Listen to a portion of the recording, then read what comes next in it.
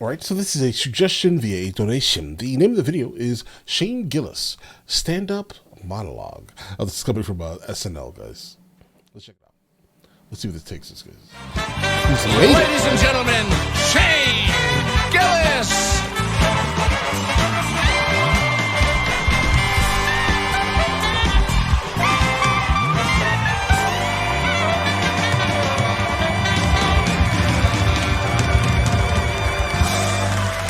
Try not to get canceled today, bro. Try not to get canceled.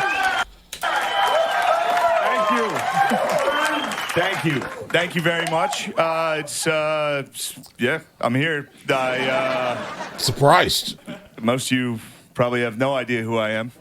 I was fired from this show a while ago, but if, don't look that up, please. Okay. If you don't know who I am, please don't Google that. It's fine. Don't even worry about it. I don't know. I probably shouldn't be up here, honestly. I should be home. I should be a high school football coach. That's what I should be. Like, God molded me perfectly to be a high school football coach / ninth grade sex education teacher. All right. Oh, so apparently there was some type of offensive joke. SNL fires Shane Gillis after offensive remarks surfaced. Guys, what happened? I want to know. I am absolutely here. Bigoted comments came to light.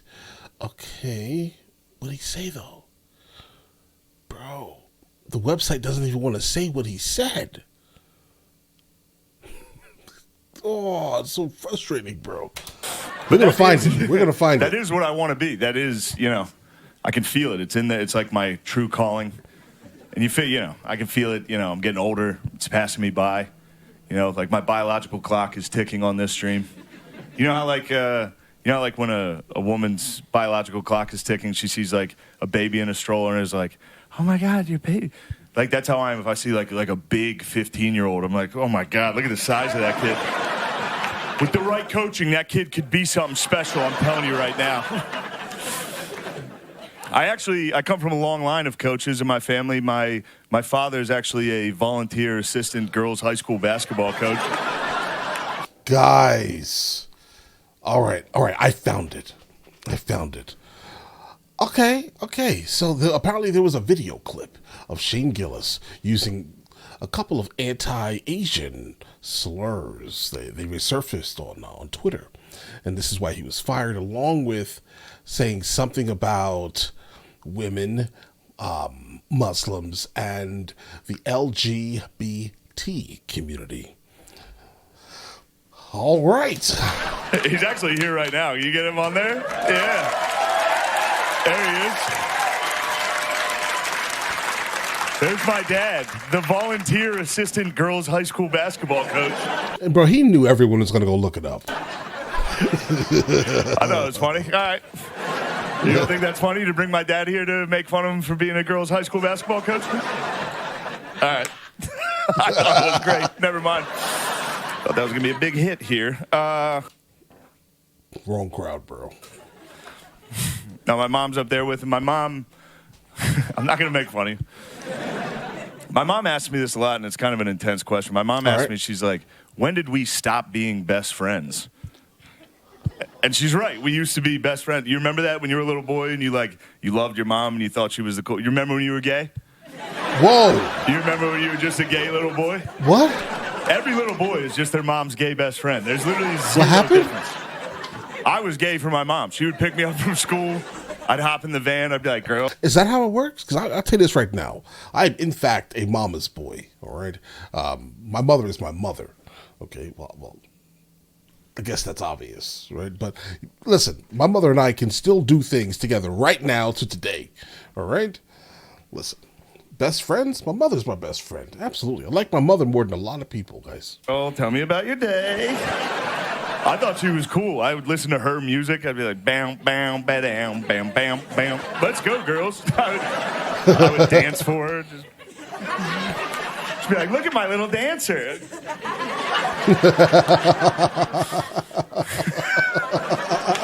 But My mom asked me when we stopped being best friends, and I don't have the heart to tell her because, like most men, I know exactly when me and my mom stopped being friends.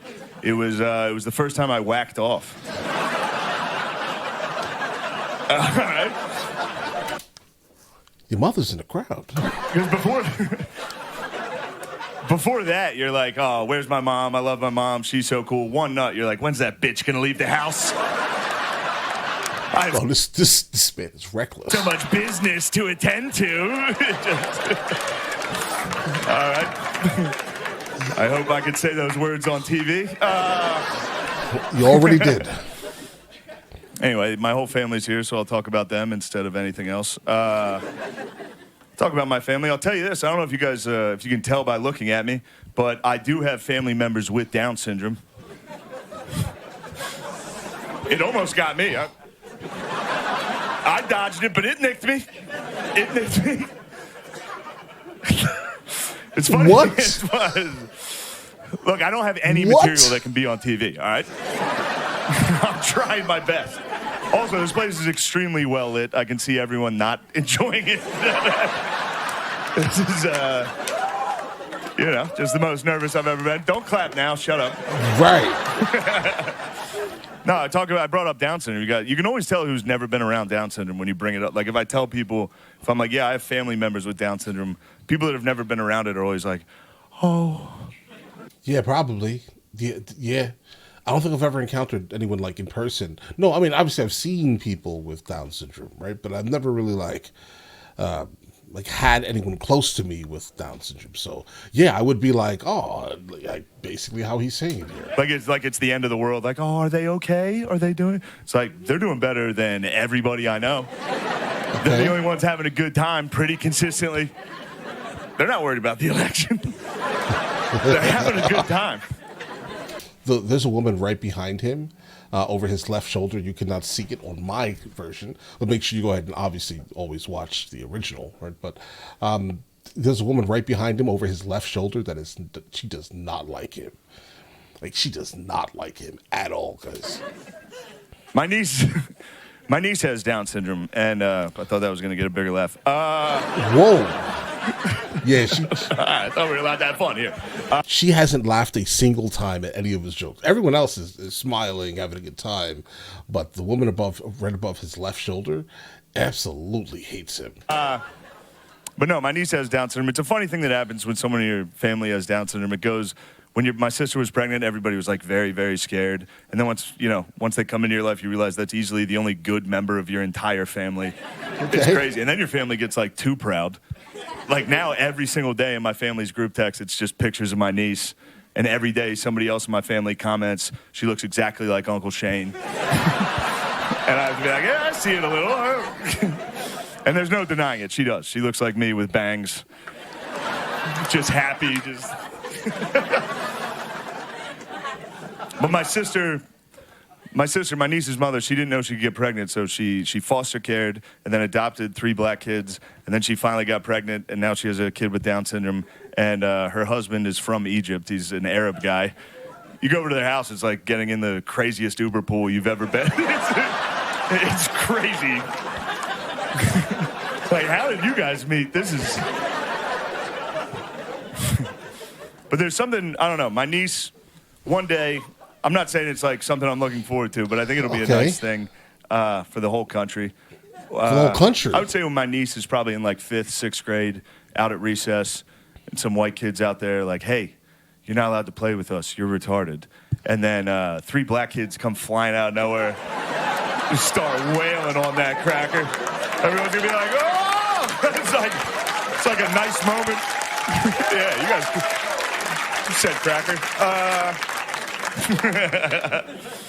No, my family and I, we opened a coffee shop in my hometown for people with Down syndrome to work at, and it's going. Don't clap. I didn't do it for the claps. I did it. It's going exactly how you'd think it would go. It's doing well, actually. Line around the corner every day. Okay. Not because there's like a ton of people going, but service is. Everyone's getting apple juice. We don't know how to fix that problem. Okay, easily one of the most offensive men in America, guys. Easily. There's one thing you notice though when you work with these guys, and it's funny. There's zero difference between us and them, and especially at work, there's no difference. Every day these dudes show up to work just. And you're like, what's your problem, dude? They're like, I hate this job. So, all right, hey, we've got a great show for you tonight. 21 Savage is here, so stick around. We'll be right back. Thank you. Guys, you have to let me know which one. I'm sure he involved himself in, one of the one or two or three of the sketches, guys. So let me know. I have not seen it, so let me know exactly which ones I should be checking out, guys. All right. I believe they're probably going to be wild. All right. But all right, listen, you guys all have an absolutely amazing day. Enjoy your day thoroughly. Guys, before we go, are you guys subscribed to the other channels? Logical Movie Reviews with Mr. L. Boyd along with Mr. L. Boyd Music. Both are found in the description. Check it out.